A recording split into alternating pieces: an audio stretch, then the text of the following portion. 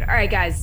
We mentioned Trae Young and his 48 points earlier. He also had 7 rebounds and 11 assists. Now, his player prop for total points, rebounds, assists for game 2 is 44 and a half. Kenny, it's a lot of points. Can he go over that number again?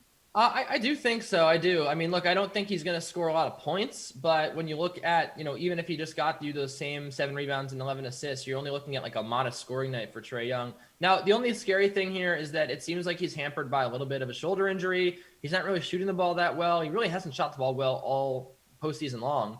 But then again, I mean, you could point to that and say, well, he's due for a good shooting night, and he's a good shooter, and he's not going to keep shooting this poorly. The bottom line with Trae Young is that he gets all the usage. Nate McMillan seems to have wised up to earlier in the postseason when he was benching Trae Young for like long parts of the second half. He seems like Trae Young's going to play a lot now.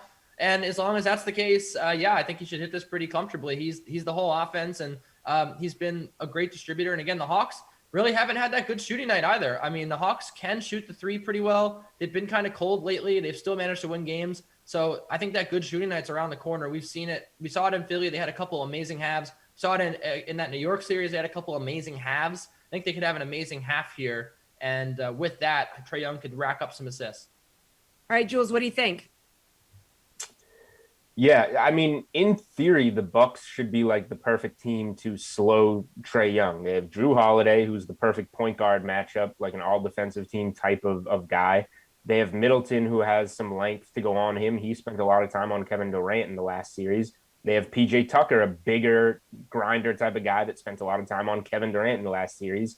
And if need be, they have Giannis, who has like a foot on Trae Young to get that length on him. Like it's inexcusable what they let him do in game 1. So I'm tempted to go under here and say that the Bucks will figure it out. But like Kenny said, and like we've all seen, they just don't make adjustments in any of these games anyway.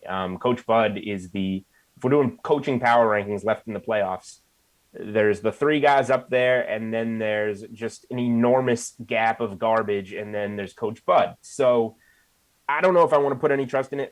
Rather than maybe back it that way, I don't see game leading scorer up on DK Sportsbook yet, but taking Trae Young to just lead the game in scoring would be appealing to me. You can get him at plus 150 just in a player matchup to outscore Giannis, which is pretty attractive. So I'd imagine getting Middleton and Holiday in the mix, like games leading score, would also be somewhere around plus 200.